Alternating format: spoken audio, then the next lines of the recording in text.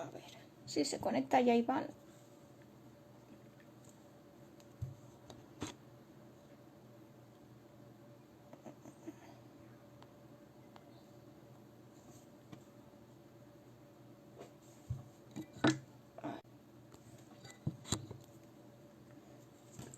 Iván, ¿estás dentro?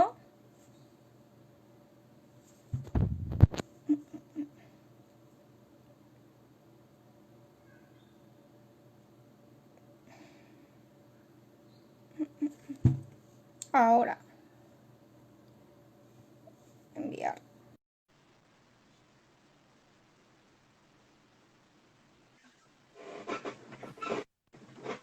Buenas. Hola, Madre mía, ¿te has cortado el pelo? que sí. Qué diferencia, ¿verdad? ¿Qué tal? Te veo Bien. cortado, te veo muy para abajo. Y para abajo, espera. Mejor. Mejor. Este es mi despacho. Es verdad, claro, es que, bueno, no lo había comentado, pero habíamos puesto este horario un poquito así especial, porque como estabas trabajando, lo habíamos cuadrado de forma que en cuanto acabases la última sesión de terapia, pudiésemos cuadrarlo con el Sí, sí. directo. Si no, no da el día. Es que había ya gente preguntándome, vaya, vaya, y yo, tranquilidad, que ahora viene Iván, que no se ha fugado del país, ni nada parecido, ni Podría, nos deja tirados. Lo he pensado esta mañana, pero no, al final me he quedado. ¿Qué tal? ¿Qué tal te ha ido hoy el día, Iván? Bien, Bien, bien. Más o menos. ¿Tú? bien. Productiva dentro de mis cosas y de mis vacaciones anticipadas. Se nota que las clases se van terminando, ¿eh? Se nota muchísimo. Ya, Se pero va bueno. apagando poco a poco. Sí, las cosas van cambiando, la nueva normalidad va llegando. Sí. Hoy tenemos tema intensito, ¿eh? No, y preguntas intensitas, madre de Dios. Yo cuando las estaba leyendo digo, madre mía, Iván me va a matar. Bueno, me vas a matar, ¿no? Vas a matar a quien ha hecho las preguntas.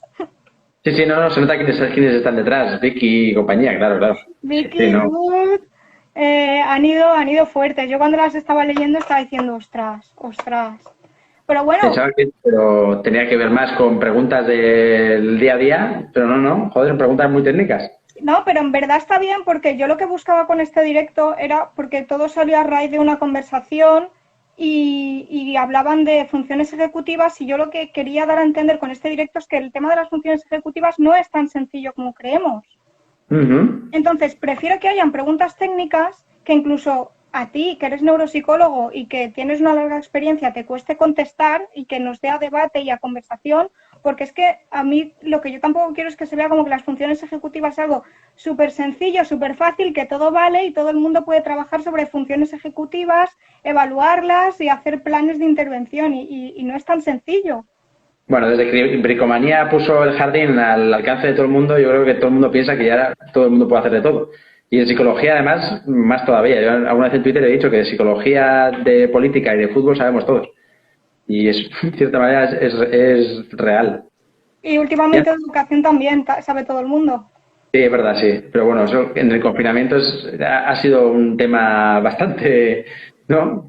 Qué malos somos los maestros, Iván, ya lo sabes. Que todos somos iguales, todos somos exactamente iguales, todos igual. La misma práctica educativa, la misma formación, el mismo contexto educativo y en psicología es igual. Todos los psicólogos sois iguales, solo tratáis enfermos mentales y esas cosas tan horribles y demás, ya sabes.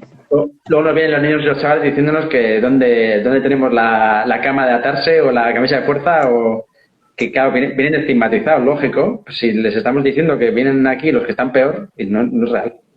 Pero Yo me... bueno, pero también te digo que en este último año he conocido a profes, tú por ejemplo, bueno, tú no eres muy profe tampoco, eres otro Gracias. tipo de profe, pero mi doctorando, por ejemplo, yo siempre que digo que dirijo una tesis que es de educación, la gente no se lo cree, pero ¿para qué quiere un profe hacer una tesis? Pues buena pregunta. Pero ahí está Es que es el eso. otro tipo de profes. Y luego también lo que pensaba, lo que comentabas del tema de los niños es, ahora todo que está tan de moda de la neuroeducación y la neurociencia enfocada al aprendizaje, y a mí me han llegado casos, o sea, uno fue muy bestial de un niño con un niño inatento, con déficit de atención, Y lo típico de que yo estaba haciendo intervención con él y la pregunta que suelo hacer es, ¿tú sabes para qué estoy yo aquí? ¿Para qué te voy a ayudar? ¿Cuál es mi función contigo? Y la respuesta fue sin más. Es porque mi madre dice que tengo el cerebro pocho. ¿Vale? Me quedé así. Y es un poco como que todo lo reducimos al cerebro y es como, vale, sí hay que saber del cerebro, pero tampoco todo es cerebro. Hay muchas cosas más que influyen, entonces, por favor, hace falta ciencia, hace falta formación, sobre todo en educación, mucha formación en evidencia, en ciencia y en saber tratar los datos de manera adecuada. Y por otro lado, también un poco saber discernir entre... Aquí tenemos mucho debate, los neuropsicólogos también, porque claro, yo creo que es más debido a nivel social. Hay neuropsicólogos que creen que los únicos que deberían de tener conocimientos, sean cuáles sean, de neuropsicología, somos los psicólogos. Hombre, si somos neuropsicólogos, obviamente sí deberíamos de ser los psicólogos, pero yo creo que la neuropsicología podría ayudar en muchos ámbitos. Claro. Pero claro, es verdad que cuando ves, por ejemplo, profes haciendo terapias a nivel de rehabilitación cognitiva, que lo hemos visto muchos, o yo qué sé, o psicólogos sin ningún tipo de especialización, a referirse a que son neuropsicólogos por haber hecho un cursito de 20 horas, pues yo entiendo que la reticencia de mis compañeros cuando dicen, no, es que claro, tú vas a dar clase en un máster de neuropsicología de educación, por ejemplo, y es que se van a considerar neuropsicólogos. Hombre, pues si socialmente tuviéramos mucho trabajado en ese sentido, en conciencia, yo entiendo que un profe no haría neuropsicólogo en un cole porque no se vería totalmente capacitado.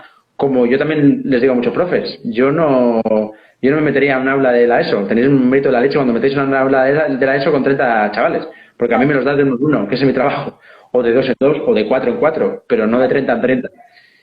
Cada uno tiene su función, pero tampoco usurpemos la función de los demás.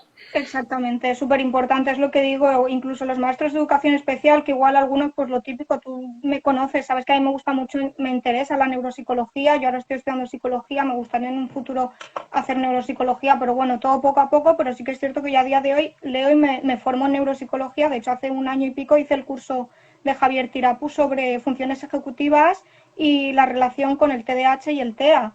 Entonces, a mí me interesa, yo me formo, pero yo ni se me ocurre decirme que soy experta en funciones ejecutivas, ni que pueda hacer estimulación cognitiva, eso que hoy en día es estimulación cognitiva. Y dices, bueno, ¿qué es la estimulación cognitiva? ¿Qué es? Entonces, hay un, que no digo que se haga con mala intención, pero sí que es cierto que a veces muchos maestros caen en hecho un cursito o me he leído un par de artículos o he hecho un curso de 20 horas sobre neuroeducación donde me han hablado de funciones ejecutivas y creo que ya puedo intervenir en estimulación cognitiva y en funciones ejecutivas sin saber que hay un trabajo detrás y que yo entiendo que de eso se tiene que encargar la parte clínica, no la educativa. O al menos lo entiendo yo así. Sí, yo también lo entiendo. De hecho, ahora estoy haciendo un máster de neurología clínica y no se me ocurriría nunca decir que soy neurólogo cuando termine el máster. Y eso que son 2 años, que es potentillo. Pero bueno, a mí me sirve para trabajar, para lo mío, obviamente, para entender un poco más todo lo que subyace a los trastornos que yo trato. Pero no se me ocurriría ponerme la placa de fuera de aquí del despacho y poner que hago neurología. Claro. Porque es delito, ahí sí que está muy reglado, es verdad.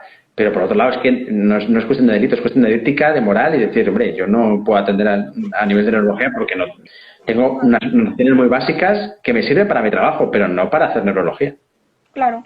Y lo mismo con el tema de la educación especial. Yo puedo saber un poquito sobre funciones ejecutivas y leerme algo de artículos científicos y entender que parece ser que hay una relación entre el TDAH y unas alteraciones en las funciones ejecutivas.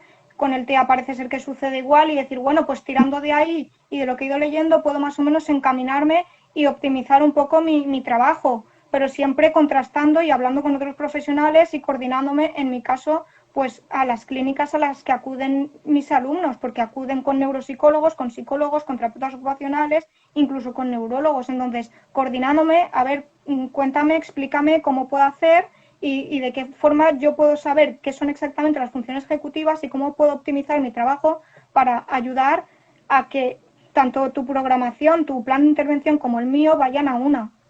Y a partir de ahí tirar.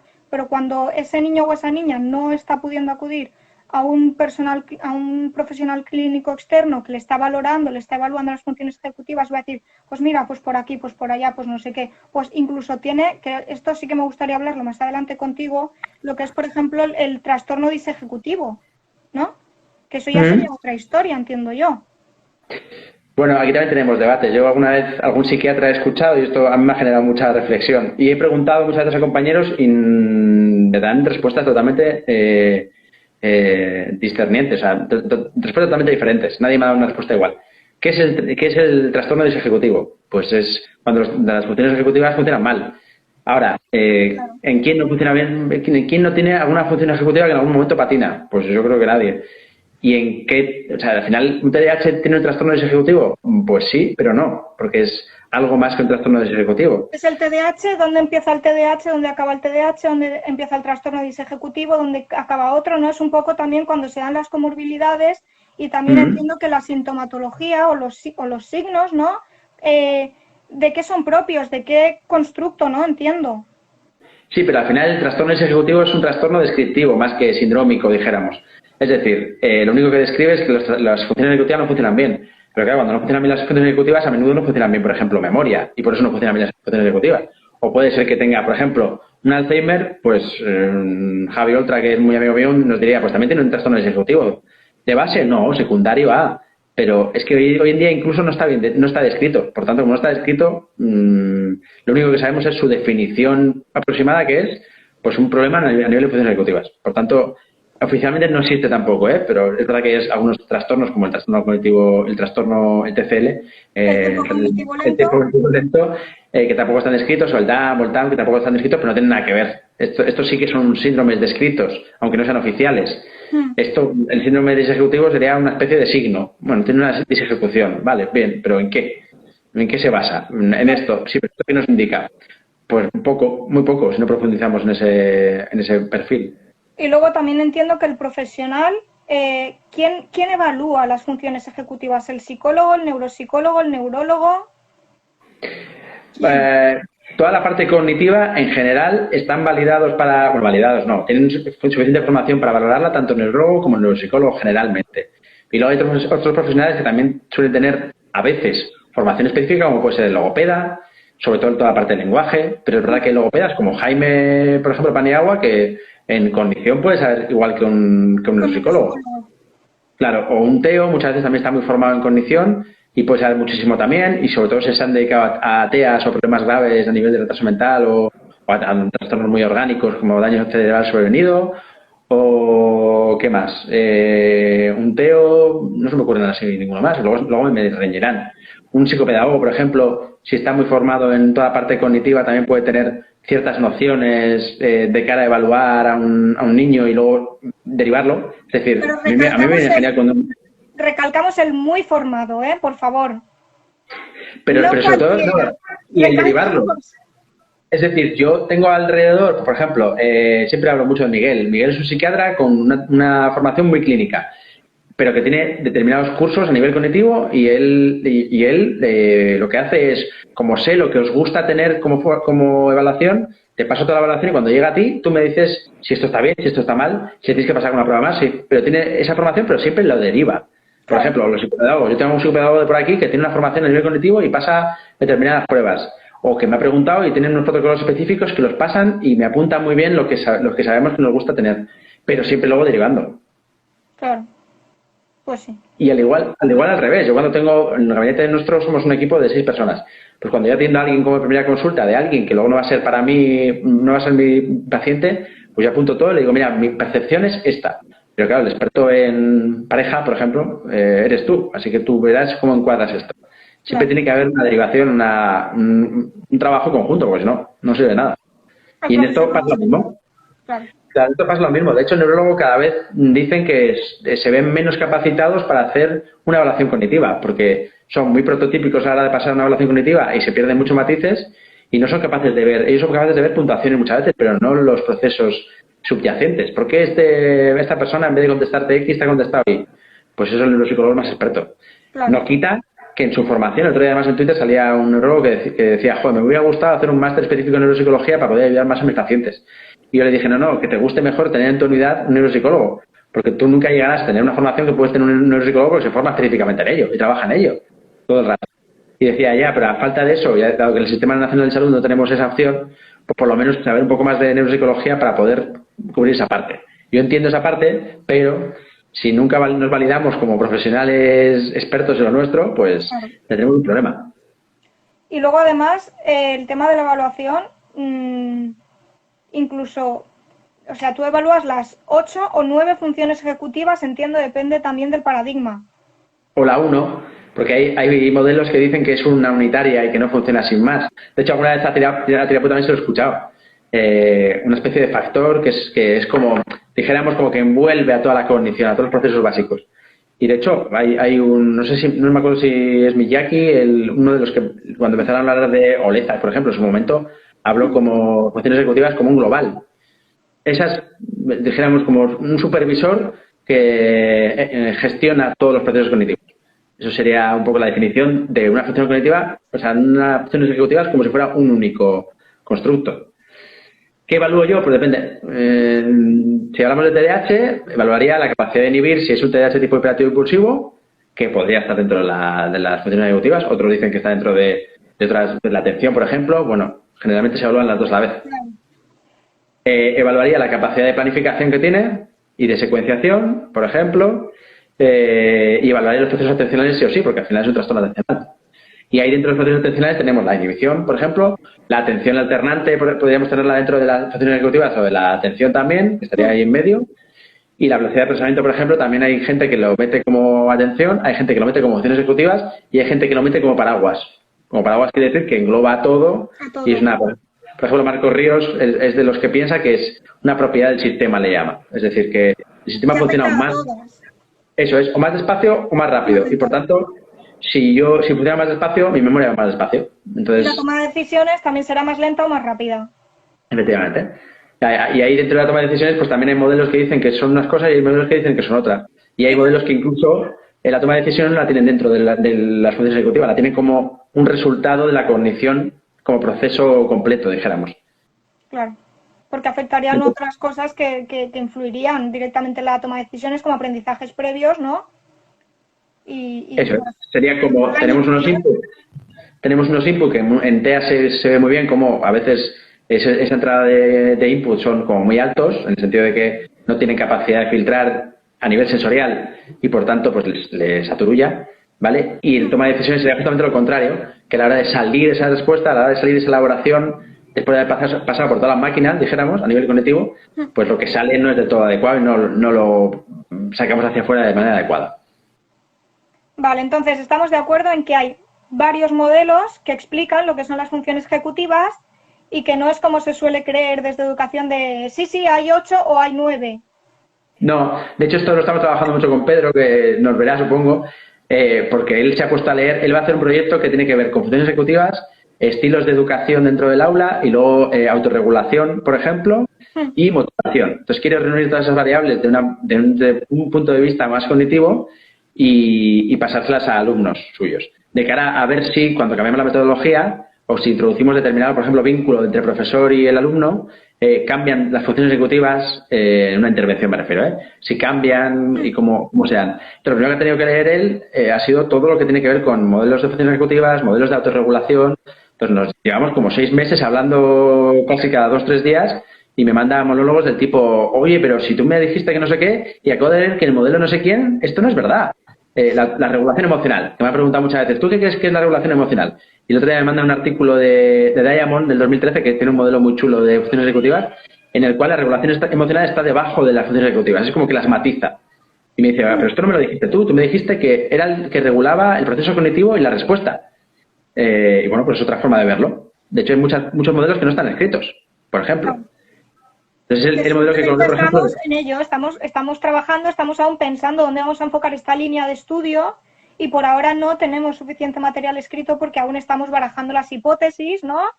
Y llevando a cabo una línea teórica y de investigación para ver por dónde vamos a ir, porque es que esto no es tan sencillo. Cuando empezamos a hacer ciencia no es... A mí se me ha ocurrido que en vez de 8 hay 15 funciones ejecutivas, hago un paper, te lo escribo y ya sirve y ya me he inventado mi propio modelo y lo voy a llamar el modelo de las iris ejecutivas. Son 15. Claro, pero de hecho, si tú buscas simplemente en Google, buscar modelos de funciones ejecutivas y te das cuenta de que la mayoría de modelos son de 2010, 2013 para aquí. El de Diamond, por ejemplo, el último que escribió es de 2013. La revisión de un poco de Tirapo de qué funciones ejecutivas son más habituales, que todo el mundo lo lee porque está en castellano, pero si lo único que nos dice es, él ha mirado muchísimos artículos, ha dicho, bueno, las que más aparecen son estas, que son esas 8 o 9 que tú dices, de las que están en la toma de decisiones y tal. Este artículo, si mal no recuerdo, la última actualización es de 2017. El de Miyake, que es otra revisión de funciones ejecutivas, es de 2015. Fíjate, si miramos, por ejemplo, memoria, los artículos más recientes de dijéramos, revisiones de modelos, por ejemplo, ayer Javier Oltra me colgaba uno en respuesta a mí y era del 90 y pico. Es decir, en memoria tenemos modelos desde hace 30 años más o menos. En funciones ejecutivas, los modelos que estamos utilizando hoy en día no tienen ni 10 años. Eso quiere decir que pues no están muy... Como los híbridos, tenemos motores híbridos desde hace 10 años y no son del todo buenos. Falta mejorar mucho. Sin embargo, si te vas a un motor de diésel, pues son relativamente buenos y te duran muchos años. Pues esto es exactamente igual.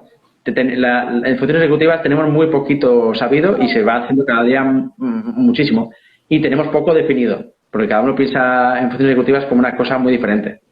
Y luego tendremos, con el paso del tiempo, reestructurar toda esa información y esa evidencia y valorar, realizar metaanálisis, qué tiene sentido, qué no, qué se descarta. Es que no es tan sencillo, no es sale un par de documentos y ya esto es la Biblia. Es que tiene que pasar el tiempo, tiene que acumularse información, conocimiento, contrastarlo y ver qué vale, qué no, qué se desecha, qué realmente es, qué no, qué está más validado, qué tiene más peso. Además, luego te pasas 20, 30 años haciendo evidencia científica, te llega un meta y te dice, esto es una mierda. O, por ejemplo, Javi está trabajando en demencias y en rehabilitación cognitiva en demencias, hace un metaanálisis y toda la evidencia que hay de los últimos 40, 50 años de esos modelos, pues se ve que no tiene eficacia, que no hay rehabilitación cognitiva que funcione efectivamente con las personas mayores. No es que no funcione, sino que no lo estamos haciendo bien, no lo estamos enfocando bien. Pues hay que volver a redirigir toda la investigación hacia allí. ¿Nos sirve la investigación de antes? Claro, si no, no hubiéramos tenido ese metaanálisis. Pero no nos sirve para una verdad absoluta, dijéramos. Nos sirve para seguir trabajando. Me ha venido ahora una duda que me hicieron hace tiempo, pero claro, no supe responder. En el caso del Parkinson, ¿sirven realmente los programas de...? En demencias, en general, y el Parkinson es una de ellas, neurodegenerativas, no demencias, neurodegenerativas, en general no somos muy hábiles a la hora de retardar la sintomatología. Es decir, a día de hoy no tenemos un tratamiento para ellos, eso ya sabe todo el mundo, y incluso la farmacología lo único que hace es retrasar esa sintomatología. Y en rehabilitación cognitiva hay algunas técnicas que, bueno, parece que sí que pueden estar ralentizando esa sintomatología, pero en verdad lo que estamos haciendo es compensando. No haciendo que la memoria baje menos, sino compensando con, pues, enseñando a la persona estrategias para apuntar, enseñando a la persona estrategias para que se acuerde por otras vías. O sea, hacemos compensaciones. Eso no es rehabilitación, eso es compensación, se le llama compensación. Y compensar no es curar. Y en Parkinson pasa un poco lo mismo. A día de hoy, pues por ejemplo, para el temblor sí que hay electrodos que funcionan muy bien porque quitan muchos de los temblores, no todos, pero algunos de los tipos sí que los quitan. Pero cuando el Parkinson aparece con deterioro cognitivo, que no son todos los casos, pues nos cuesta muchísimo que ese deterioro cognitivo no vaya poco a poco a más. Así que a día de hoy falta mucho por mejorar. Vale. Es que ahí va, porque alguna vez me ha llegado la típica pregunta en el deterioro cognitivo, concretamente en el Parkinson, de me han propuesto hacer intervención con mi familiar en funciones ejecutivas. Y yo la verdad es que no lo tenía muy claro. Y yo lo que siempre hago, ya sabes, o te pregunto a ti o derivo a neuro directamente. De hecho, hoy en día, el otro día hacía una revisión porque estoy haciendo unos temas para un máster, y hoy en día no existe la evidencia de que la rehabilitación neuropsicológica sola genere efectos. Si acaso tendremos efectos cuando lo sumamos a la dieta, al ejercicio físico y a un poco actividad muy estimulante, como puede ser pues que la persona vaya a un centro de día, aun y cuando esté haciendo rehabilitación, o aun y cuando haga la rehabilitación ahí, pero me refiero, es multifactorial. Si no es multifactorial, seguro que no conseguimos nada. Así que alguien que venda una intervención solo a base de rehabilitación cognitiva, a día de hoy, en este tipo de trastornos, no a la larga se va a deteriorar. Que quizás retardemos un poquito, pero a día de hoy no estamos consiguiendo retardarlo lo suficiente como para que los estudios científicos nos digan que estamos consiguiendo retardarlo. Por tanto, hay que asociarlo a más cosas. Solamente compensar. Sí. De hecho, esto es lo que dice Javi. Esto es lo que dice Javi en el último metaanálisis que hizo. Que el problema que tenemos es que lo estamos midiendo mal y que además no vamos centrados a la funcionalidad. Que cuando hacemos muchas veces investigaciones a nivel cognitivo, lo que hacemos es pasar pruebas. Y las pruebas, muchas veces el mapa de Zoo o cualquier prueba de memoria, no te mide tu función real en la vida real. Lo que te está midiendo es cómo eres capaz de responder a eso. Y hay una brecha entre lo que medimos y lo que en verdad luego tenemos que mejorar a la persona. Entonces, los que sí mejoran son los que muchas veces, pues cuando tienen un terapeuta ocupacional, trabaja funcionalmente, cuando el neuropsicólogo que es experto en cognición le dice, oye, trabaja de esta manera porque creo que vamos a entrar mejor por este proceso o está menos dañado, y eso son compensaciones. Me preguntan relación entre funciones ejecutivas y dificultad específica de aprendizaje, pero aquí a mí me gustaría matizar, porque dentro de lo que son las dificultades de aprendizaje podemos encontrarnos desde una dislexia, discalculia, disgrafía, hasta incluso lo que son las altas capacidades intelectuales. Entonces, a mí sí que me gustaría matizar entre la relación funciones ejecutivas y las altas capacidades intelectuales, sobredotación intelectual, como lo quieras llamar, y luego aparte lo que serían más trastornos del aprendizaje de la lectoescritura. Sí, yo siempre diferencio trastornos de dificultades. Siempre les digo a la gente, porque al final, por ejemplo, el TDAH es un trastorno de aprendizaje, el otro día me lo vi en un TFM, y la verdad que me entran escalofríos cuando veo una cosa esta. No es un trastorno de aprendizaje per se. ¿Puede generar un trastorno de aprendizaje? Sí, en un porcentaje amplio. Pero lo que la mayoría de veces genera son dificultades de aprendizaje. Si dificultades entendemos como problemas para aprender sin tener una dificultad de base, dijéramos, más los trastornos de aprendizaje, dislexia, discalculia, ¿vale? Entonces, generalmente los trastornos del neurodesarrollo, por ejemplo, provocan dificultades de aprendizaje. Claro, lógico, si tenemos algún tipo de problema a nivel cognitivo como atención o como función ejecutiva, pues lógico que provoque dificultad de aprendizaje. Claro. Y luego hay las teorías que a mí me suele gustar mucho mencionar, por ejemplo, a Pablo, que es un anti-DIS, que es que él dice, por ejemplo, que las DIS no existen, que son un invento, porque son funciones que no existen en verdad, no son naturales. Es decir, la dislexia no es un proceso por el cual naturalmente nos hemos generado, como el lenguaje, por ejemplo, que nació con nosotros y lo hemos ido desarrollando. Leer, de cierta manera, nos estamos obligando a leer a la humanidad para tener determinadas capacidades, que está muy bien. Pero eso implica al cerebro tener que adaptarse a lo que le estamos pidiendo. Tener que unir la determinada actividad de determinadas zonas para poder generar la lectura. ¿Vale? Y además en el POT ¿no? Hay determinadas funciones que están un poco más atrás, otras más adelante y otras más en el centro, y lo que hacen es generamos conexiones para que el niño pueda leer, o para que el ser humano pueda leer. Cuando se generan buenas conexiones ahí, pues ya tenemos la lectura. Claro, ¿qué pasa? Que hay que hay determinados cerebros que pueden no estar habituados o pueden no estar programados naturalmente para ello. Y además, que te falle alguna de las funciones que están en las tres áreas ya puede dificultar eso. Entonces él dice, eso no es dislexia. Lo que es otra DIS, un trastorno de la memoria del trabajo, por ejemplo, un trastorno de tal. Y eso eso que está de base hace que luego no puedas leer. Entonces, claro, tenemos muchas dislexias, por ejemplo, que en verdad no existen. De hecho, muchos de los casos de dislexia en verdad no son reales. Son problemas de memoria de trabajo, por ejemplo, o memoria incluso de un trastorno específico del lenguaje, que cuando intentan subir el nivel de ese área y conectarlos, pues no son capaces de conectarse. ¿Por qué? Porque de base ya tienen un funcionamiento que no es normal. Dijéramos, no es deficitario. Hago un matiz a maestros en general, que a mí me llegan muchas veces como PT de... Es que fulanito está en cuarto de primaria y no es capaz de memorizarse las tablas y es porque no quiere. Y es que no se las memoriza y no hay manera, y así no hay quien le enseña a multiplicar y así no hay quien le enseña a dividir. Y yo muchas veces la pregunta es, ¿realmente el problema de memoria es solamente para las tablas? ¿Hay un problema de memoria para otras cosas? Porque no me creo que solamente tenga un problema de memoria para aprenderse las tablas. Entonces, también lo dice Pablo, sí. Entonces, ¿es realmente un problema de que el niño es vago, no quiere, no tiene problemas de atención, tiene un contexto difícil? ¿O es que tiene un problema de memoria que hay que evaluar y no precisamente por un especialista a nivel educativo, sino por un especialista clínico que evalúe las funciones de la memoria, los procesos y todas esas cosas que yo como docente no tengo por qué dominar porque yo soy docente?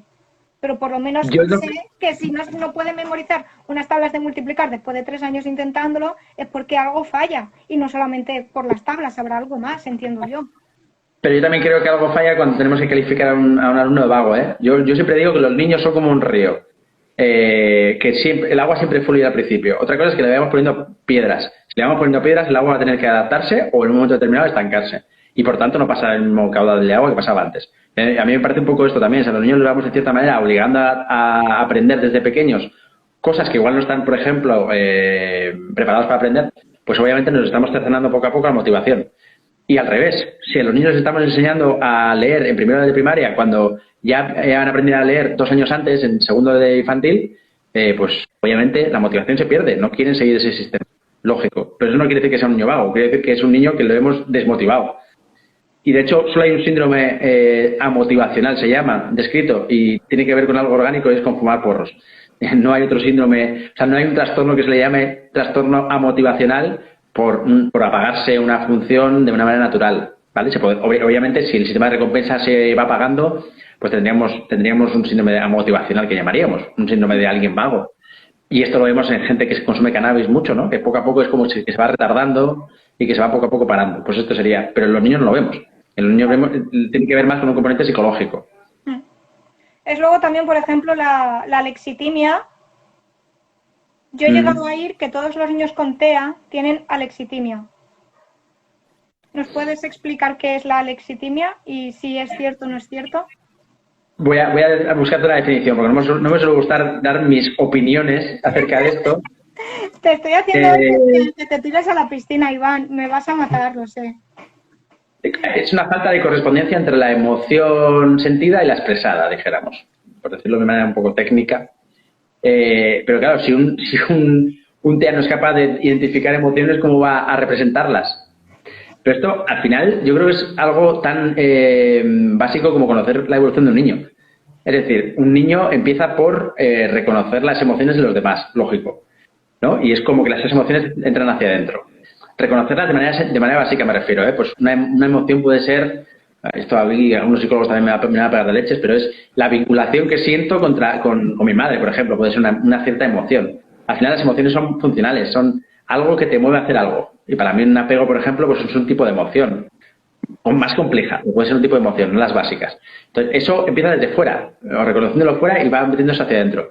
Y llega un momento en el cual el niño se reconoce a sí mismo como un ser de emociones. Siento esto y sé que estoy contento. Siento esto y cuando tienen 2 o 3 añitos lo sienten de manera mecánica. Es decir, ha pasado algo bueno, por tanto, infiero que eso bueno me tengo que alegrar. ¿Vale? Esto en los niños, obviamente en los niños con TEA no pasa. ¿Por qué? Porque no son capaces de identificar una situación emocional externa en algo interno, por explicarlo así de una manera rápida. Por tanto, ese aprendizaje más automático, dijéramos, no lo tienen. No son capaces de reconocer en sí mismos una emoción que está surgiendo fuera. Si no son capaces de esta primera parte, ¿cómo van a ser capaces de trasladar una emoción interna afuera? Pues imposible. Primero porque a menudo necesitamos el lenguaje, cosa que muchos TEAs no lo tienen. O si lo tienen muchas veces lo tienen deteriorado, en el sentido de que no es un lenguaje de mucha calidad, de expresión. Cuando alguien habla una preocupación que tiene, se libera muchísimo. ¿Por qué? Porque ese transformarlo en palabras hace que esa emoción cobre, dijéramos, cuerpo y baje en intensidad. No sé quién me dijo una vez, no me acuerdo quién fue, que ¿cómo era? Que las cosas parece que no existen hasta que se les pone nombre, ¿no? Sí, es verdad. Hasta que las verbalizamos. Sí, podría ser. Es como que perdemos un poco, incluso desde la docencia, el rumbo y no nos paramos a pensar en el poder que tiene el lenguaje que empleamos. De hecho, por eso yo el otro día hice las infografías de cómo usar un lenguaje para buscar conductas alternativas. Es decir, de nada me sirve decirle a fulanito que eso está mal si no le doy una alternativa, yo verbalizándolo porque sé que él no es capaz de verbalizarlo, porque lo que tú comentas en el TEA, el lenguaje está alterado, bueno, pues te lo voy a verbalizar yo porque con el apoyo verbal y el apoyo visual te voy a dar una conducta alternativa que no solamente que al margen de que lo que estés haciendo esté bien o esté mal, recuerda que también puedes hacer esto. Es como el tema de llorar. Yo no te puedo decir que llorar es de niños, yo te voy a decir, sí, llorar está bien, es sano, pero recuerda que hay otra opción que está bien cuando empiezas a llorar, calmarte y volver y relajarte. Entonces, perdemos un poco el rumbo y olvidamos la importancia que tiene el lenguaje cuando nos expresamos oralmente o por escrito o incluso ese lenguaje no verbal. Pero más el oral. De hecho, el otro día, y aparte de eso, es cómo describes a alguien, a un niño, para que entienda que es una emoción, se la tienes que describir. Cuando tienes una situación análoga afuera, es fácil describírselo, porque tú le señalas a esa persona y le dices, mira, ese niño, es su cumpleaños, está feliz, ¿ves? Sonríe. ¿vale? En un TEA eso no es capaz de entenderlo. Y no le puedes describir una emoción. ¿Cómo describes una emoción? Con palabras. Es prácticamente imposible porque al final cada uno tiene una forma de sentirlo. Por tanto, es difícil, ni lo identificas, o sea, ni si lo identificas en un modelo, ni tampoco se lo puedes describir en palabras, porque tampoco tiene una comprensión. Esto el otro día, no sé con quién hablaba, en algún directo también, supongo, que cualquiera que ha conocido a un TEL se da cuenta de cómo el lenguaje incide en todo nuestro ser, en toda nuestra personalidad. ¿Por qué? Porque cuando lo ves a un TEL, cómo piensa, y no hace falta tampoco que lo verbalice. Es que es simplemente cómo piensa, cómo organiza su vida, o cómo piensa, por ejemplo, algo que tiene que ver con, ahora tenemos, por ejemplo, un par de teles adolescentes aquí, y cómo es capaz de entender la relación con sus iguales. O sea, hay un desorden ahí, porque no tienen una capacidad de poner palabras en orden.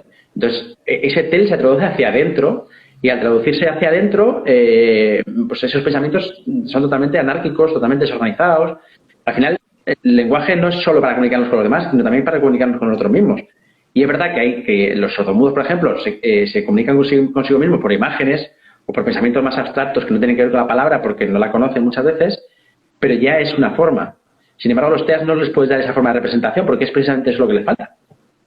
¿Dirías que el lenguaje nos hace a nosotros?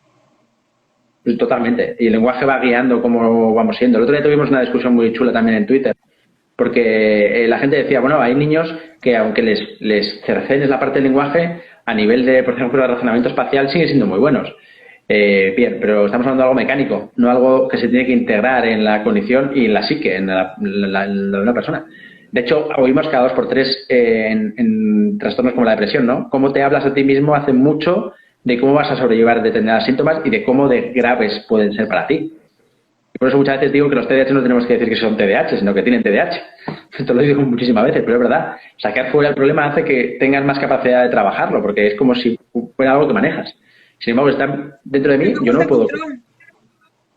Claro, el locus de control, efectivamente. Si yo soy moreno y alguien me dice, es que eres moreno y eso es muy malo, pues una de dos, me tiño el pelo, pero eso no soluciona nada, porque lo único que estoy haciendo es cubrir el pelo, o resignarme, pero claro, si no tengo capacidad de resignarme, pues mal vamos. Ay. Funciones ejecutivas y altas capacidades intelectuales. ¿Es cierto que las personas con altas capacidades intelectuales tienen unas funciones ejecutivas más desarrolladas o una velocidad de procesamiento más rápida que favorece el resto de funciones ejecutivas? Sí y no. ¿Por qué? Porque en el núcleo de la definición de coeficiente intelectual y en el núcleo de la definición de funciones ejecutivas está lo mismo, que es una especie de factor G, le llaman potencialidad. De hecho, cuando hacemos correlaciones entre funciones ejecutivas y CI, hay mucha correlación. ¿Por qué? Porque parte de lo que mide cada uno de los dos constructos es lo mismo. Es decir, cuando nosotros hacemos constructos en cuanto a dominios cognitivos, los hacemos para intentar parcelar el rendimiento. Pero a nadie se le olvida, nadie diría que es absurdo decir que para que tener una capacidad de memoria buena, tenemos que tener una capacidad de lenguaje buena. Por lo menos la memoria verbal. Porque si no tenemos una capacidad de lenguaje buena, no seremos capaces de memorizar. Pues esto pasa un poco lo mismo. Se superponen funciones ejecutivas y CI, ¿vale? Y capacidad intelectual. ¿Por qué? Porque la función ejecutiva la medimos con unos instrumentos que están midiendo parte de lo que también miden el CI. Por tanto, obviamente, hay correlación entre las dos. Si alguien tiene un CI alto, tiene funciones ejecutivas altas. Entre comillas, porque en verdad si tiene funciones ejecutivas altas es que tiene un CI alto. Entonces, aquí no hay forma de cortar por la mitad. Ay, es que es todo un tema, Iván, madre mía, es que es súper interesante.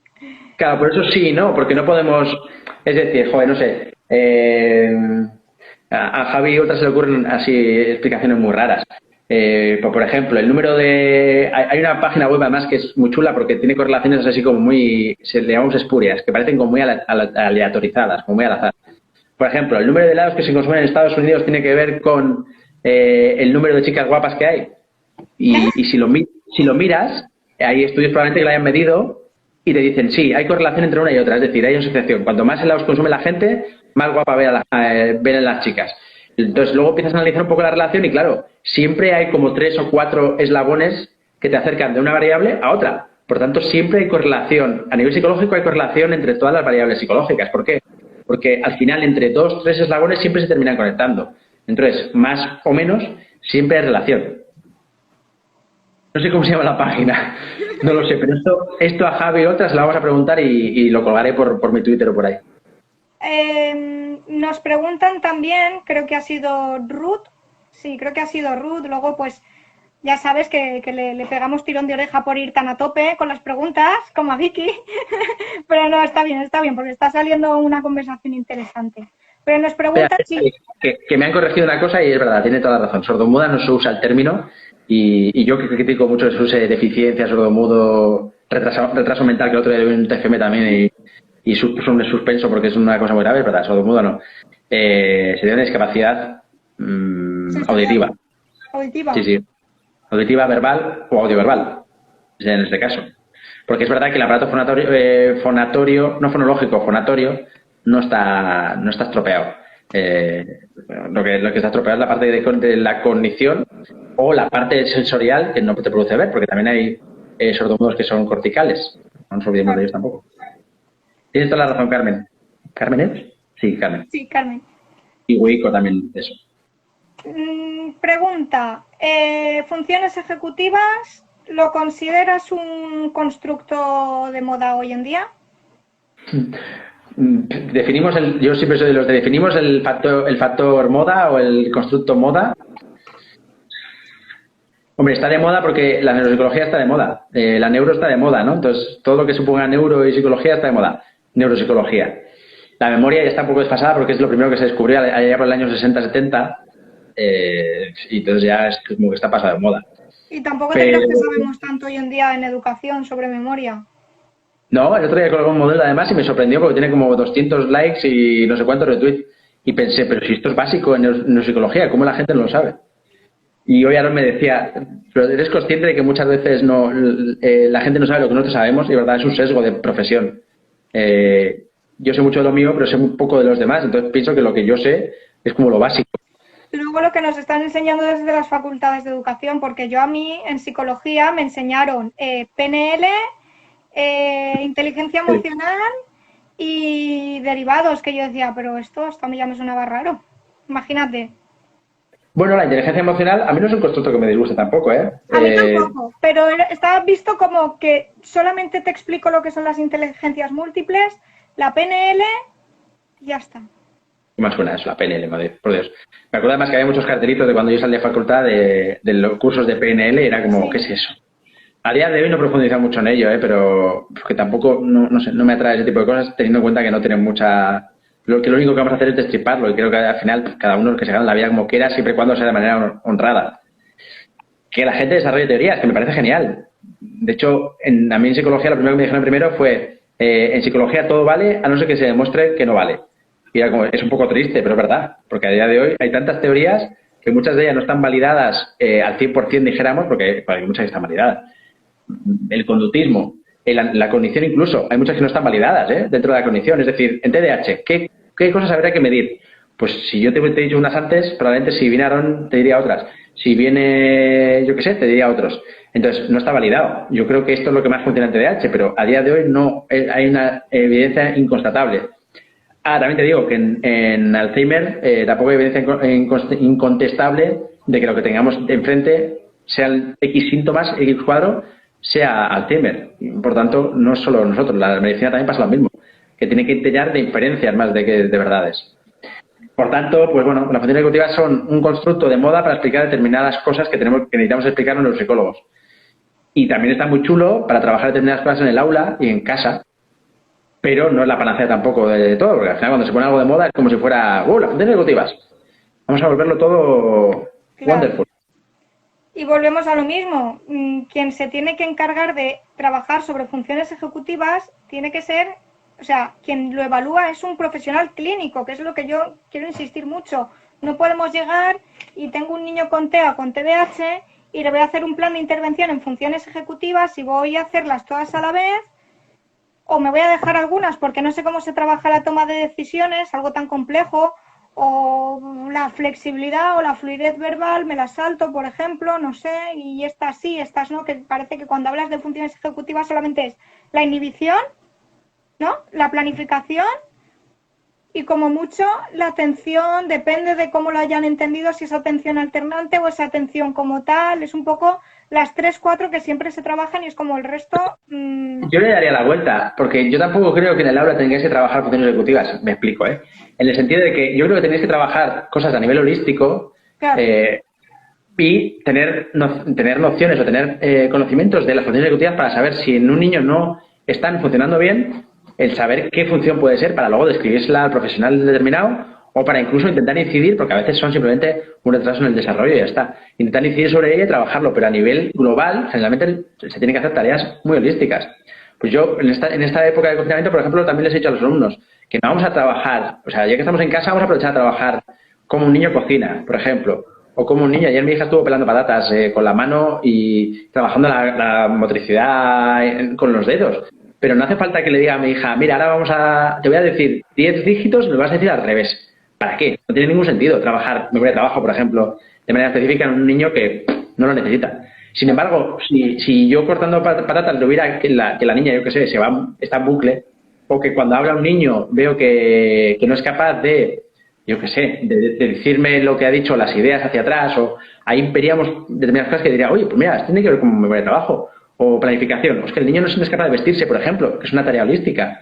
No hace falta que vayamos a saco sobre las tareas, y menos creo que en el cole, porque hay poco tiempo. Creo que hay que proponer tareas sabiendo lo que estamos trabajando, pero sin ir específicamente. Porque específicamente normalmente solo hagamos cuando hay un déficit en alguna de las funciones específicas. Claro, porque esa es otra. Dentro de todas las funciones ejecutivas puede ser que alguna esté más alterada, ¿no? Por decirlo de alguna forma, o tenga algún déficit mayor que otra. Es decir, puede haber un niño con un problema de inhibición brutal, pero sin embargo la flexibilidad, pues bueno, tampoco tiene mayor problema. Claro, pero aquí nos encontramos con lo otro que te decía con el FEI. Las funciones ejecutivas en sí, con cualquier modelo que veamos, entre sí, tienen mucha correlación. Eso quiere decir que cuando una se estropea, generalmente vamos a ver la otra también estropeada, porque está al lado. Por tanto, cuando alguien tiene problemas de inhibición, por ejemplo, no es poco habitual ver que la memoria de trabajo también está deteriorada o que tiene algún tipo de dificultad. Y a veces es prácticamente imposible saber cuál fue el huevo o la gallina. Por tanto, si incidimos en alguien, ¿no? En contrólate, y sin embargo, yo qué sé, al hacer la suma no nos estamos dando cuenta que su disco salta, ¿vale? Pues tendremos diferentes cosas que no estaremos trabajando bien. Entre ellas se comunican. O fluencia. ¿Para qué vamos a trabajar fluencia? ¿Para que alguien nos diga en un minuto 22 palabras en vez de 20? No tiene mucho sentido. Igual la memoria de trabajo no funciona bien y el almacén fonológico no trabaja bien y en verdad el problema está en la lectura y por eso no es capaz de traer el significado. Pues no tiene mucho sentido ir tan a saco a funciones tan específicas. Y sí trabajarlas en conjunto, saber que existen y si fallan alguna, pues saber dónde puede estar el error para transmitírselo al especialista, pero no mucho más. Te voy a preguntar ahora por bibliografía, pero antes te voy a preguntar una cosita que llevo últimamente meditando, que no sé, la tengo ahí en la cabeza, le doy vueltas, no lo acabo de tener claro. Esa sistematización que encontramos en los niños con TEA es una respuesta, una acomodación a una alteración de las funciones ejecutivas. Es decir, yo me desarrollo mi propia sistematización como soporte a este déficit, ¿o es algo intrínseco del TEA? Bueno, yo diría que es un ahorro cognitivo, en el sentido de que las funciones ejecutivas son aquellas funciones que están implicadas, además la definición es tal cual, aquellas funciones que están implicadas en tareas novedosas, si no, no son funciones ejecutivas, porque no requieren de una función ejecutiva superior. Vale, que antes alguien preguntaba también, en funciones ejecutivas superiores generalmente se usa de manera casi distinta. Hay neuropsicólogos que usan funciones superiores como las que os he dicho antes, que son como englobando a todo el sistema cognitivo, velocidad de procesamiento, toma de decisiones, pero generalmente se usan de manera distinta. Por tanto, para un TEA que sistematice, aunque sea mediante sus rituales, bueno, rituales es una liberación de ansiedad, pero que sistematice algo, aunque sea de una manera incorrecta, lo que hace es que sus déficits a nivel de funciones ejecutivas no se vean tanto o que sus funciones ejecutivas no tengan que trabajar tanto. Entonces es un ahorro a nivel cognitivo. Reservo capacidad cognitiva, dijéramos, no me sale la palabra, estoy anómico a estas horas ya del día.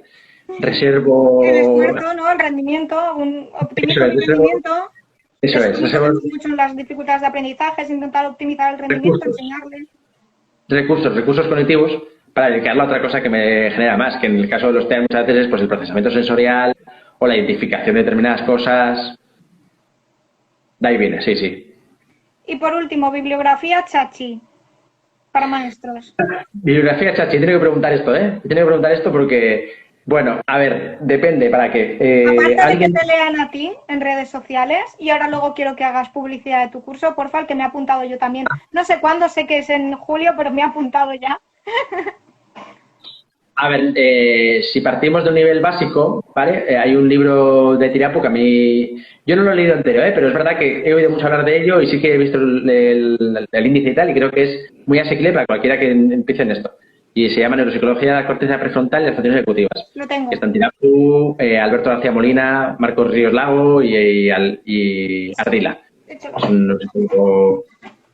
yo sigo hablando, norteamericano. Tú sigue hablando. Eso como bibliografía básica. Si queremos ir un poco más arriba, bueno, eso es. Súper tocho, Sí. por cierto, aviso ya. Lo malo que tiene es que ya tiene unos cuantos años. Creo que recordar que es de 2010, 2013. Por ahí. Entonces, pues al final, como esto va muy rápido en función ejecutiva, pues se queda un poco... Yo, en paralelo a esto, recomendaría el artículo, el de Tirapu, el de 2000, el último, 2010... Sí. Y creo que hay una versión actualizada de 2019, pero no me hagas caso, porque a mí los años me pasan rápido. Hay dos modelos, sí, 2016 puede ser, porque hay un artículo de 2013.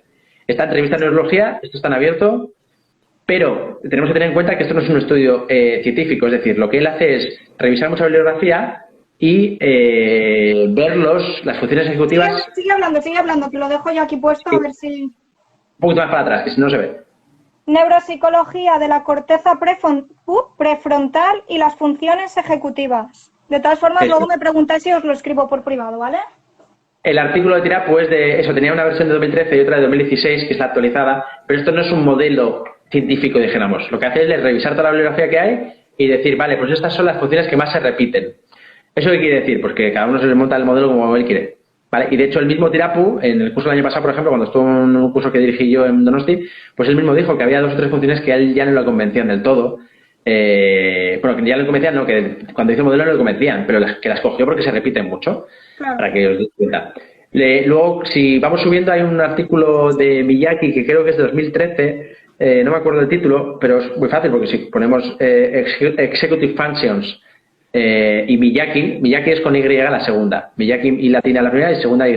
Ahí hace una revisión de todos los modelos que hay y hace un poco su modelo partiendo de esa revisión. Hay otra revisión de Diamond de 2013 que a mí me encanta porque tiene una figura que colgué por Twitter porque me la pasó Pedro, que es mi doctorando, y ahí, por ejemplo, engarzan con toda la parte más emocional, como ahí aparece, por ejemplo, la regulación emocional, cosa que en muchos modelos no aparece. Aparece como una función superior. Y luego está pues el sumum, dijéramos, de la escala de arriba, que sería el libro de Koziol, que este sí me lo sé porque a mí y a Aarón, por ejemplo, nos encanta, porque cada día que lo leemos nos descubre cosas nuevas. Y esto es una compilación de estudios, que es The Myth of Executive Functioning, el mito de las funciones ejecutivas. Y él habla un poco de todo, partiendo de los estudios de conectividad, ¿qué estamos encontrando de esas funciones ejecutivas? Que estamos encontrando que dijéramos que se agrupen en clústeres. Esto sí sería más científico. Pero, bueno, en inglés es poco asequible porque al final, pues Koziol creo que es un neurofisiólogo o un neurólogo, no sé, pero tiene un nivel muy elevado a mí me cuesta mucho entenderlo muchas veces, de dónde viene. Tiene un libro también del TDAH, que vamos, a mí me parece uno de los mejores libros que se han escrito en TDAH, que ahora no me acuerdo el nombre, y además es muy, muy breve, 80 páginas. Y lo malo que tiene esta editorial en el que él publica, que creo que es Springer, es que los libros cuestan de 80 para arriba. Es lo malo. Y ya está, creo que los he escrito todos. Bueno, y un libro de Alberto García Molina, que también es asequible, son 17 o 18 euros, de la editorial Síntesis, donde está también mi libro de atención, que habla de las funciones ejecutivas, es Evaluación Neuropsicológica de las Funciones Ejecutivas, quiero recordar, un libro verde de la editorial Síntesis. ¿Y tu ¿Vale? libro? Pero mi libro es de atención, no tiene nada que ver con esto. Bueno, pero también está guay, seguro que hay algún maestro que le interesa. De Alberto García Molina es que creo que también es bastante asequible para la gente en general. Y luego además tiene otros capítulos que a mí no me gustan tanto porque esta colección está hecha para neuropsicólogos, pero creo que también está muy bien para la gente que no entiende tanto de neuropsicología y es un poco pruebas que evalúan neuropsicología, cómo la evalúan bien, cómo la evalúan mal y luego parte de estadística para que se entienda un poco esas pruebas cómo evalúan y por qué evalúan mal y estas cosas. Entonces es un libro bastante completo también de Alberto García Molina, que también escribió con Tirapu. Y el mío es de atención, no, el mío es de evaluación de neuropsicología de las funciones atencionales. También está la editorial Síntesis con Alberto, con Javi Oltra y con Miriam San Segundo. Y bueno, si queréis, de TDAH habla mucho, pero también habla de otras trastornos. ¿Y tu supercurso, en el que yo estoy apuntadísima?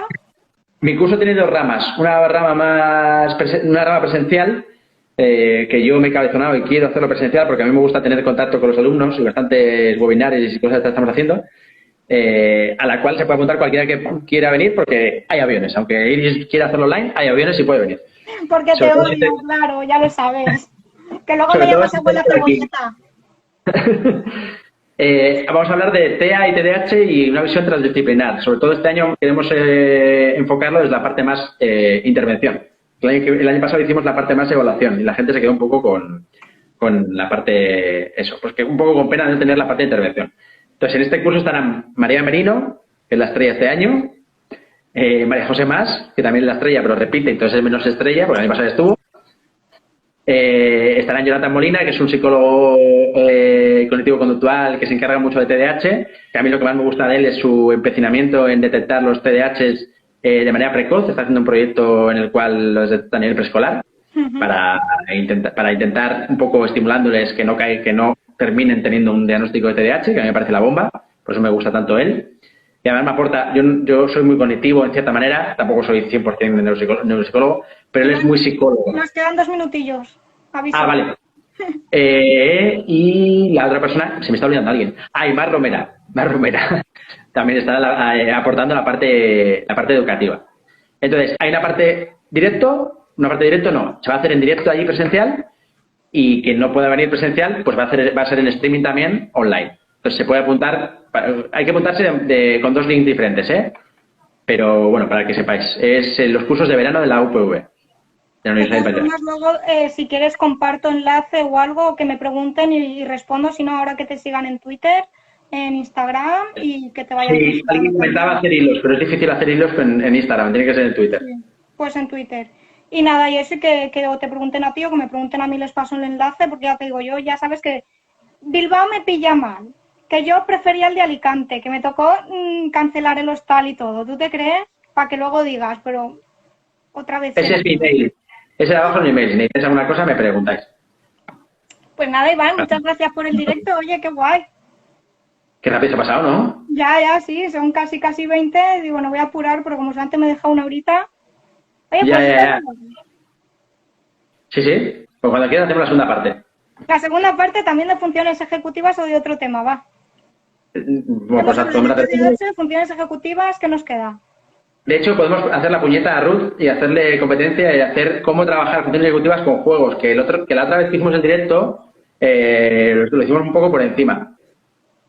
Pues estaría bien. Ahora Ruth, que está por ahí, nos está leyendo.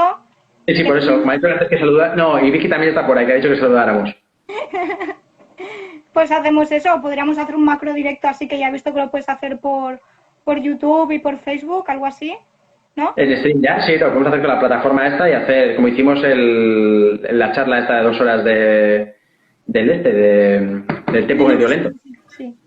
Tiempo violento y TDAH, sí, nos salió un poco técnico, pero bueno, podemos hacer una de esas, sí. Pues nada, Iván, muchas gracias. Oye, ha sido genial este ratito. Repetimos en breves, ¿vale? Vale, hecho. Muchas gracias. Hasta luego.